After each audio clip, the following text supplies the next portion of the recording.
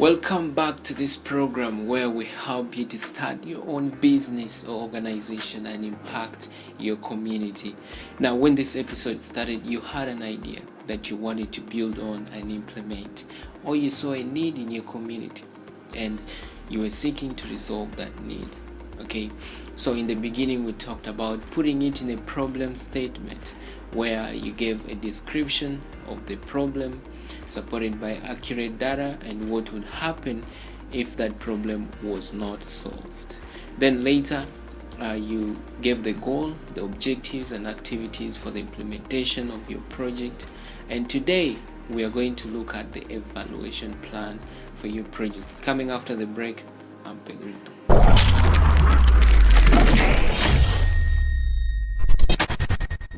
Now, an evaluation plan is complex, but in the context of a grant proposal, it's basically measuring the success of the objectives, okay, and demonstrating that you did what you said you would do.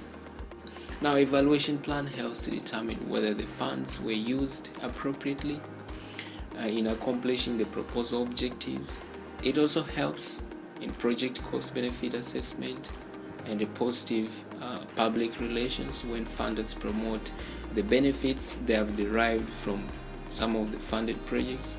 It helps to make clear objectives, okay, and it helps to communicate the benefits of your service to the public and increase your public support. You identify the costs required to accomplish tasks, then adjust accordingly in the future. Also, you increase your capacity to meet clients' needs through knowledge of what they want and develop effective interventions. With all those good things, let's look at the steps for developing an evaluation plan. Although some funders may ask you for an extensive evaluation plan for long-term impacts, it's advisable to keep it simple. Okay. Now, the first step is to propose evaluation questions for the process and the outcomes of the objectives. The process or formative questions assess the procedure used in conducting the project, while the outcome or summative questions provide an understanding of how the objectives were achieved. Now, if you were working on trainings or educational projects, some questions would be, what are the contents of the training? What are the unique features? How is the training conducted? What procedures, techniques, materials, and products are used? What is the background of the individuals trained? And what is most effective for which group? While the outcomes of the same training would be how much information was attained by the trainees? What are the changes in skill level? Is there a change in attitude, beliefs, values, etc. as a result of the training? Now, I think I should also use this to evaluate my episodes because I need to know if I'm on the right track and I need to know what I can do better. Now, the second step is the type and sources of evidence needed. Collect every data that directly answers the questions using standard methods like pre-test and post-test. This could be written or verbally.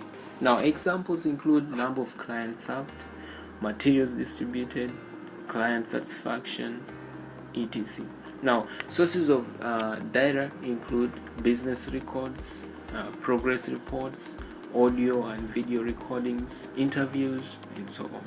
Now, collect data before, during, and after the project. Also make a follow-up for long-term benefits. Okay. Now, the third step is data analysis. Determine how you want to present the data. You may present in form of frequency, percentages, rates. Also, you may compare the outcomes. You may do gender, income levels, and so on. Just make sure you have all the variables and appropriate method for evaluating your project. Now, the fourth is to identify the reporting procedure.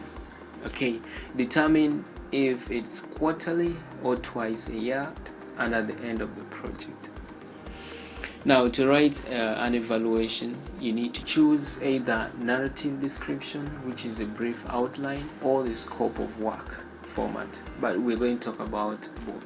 Either formats come with instructions, but if there are no instructions, then a narrative would include the purpose, the design description, what will be measured, the plan of data collection, analysis techniques, the procedures, and the proposed budget.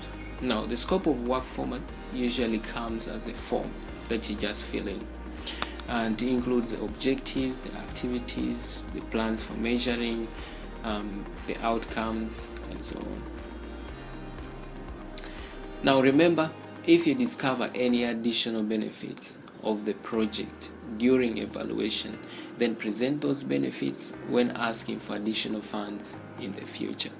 Now, evaluation needs money, so keep it simple to cut costs, and you need to respect the rights to privacy of your clients. Okay, finally, get help from individuals and experts, or consider hiring one if you're not familiar with the process.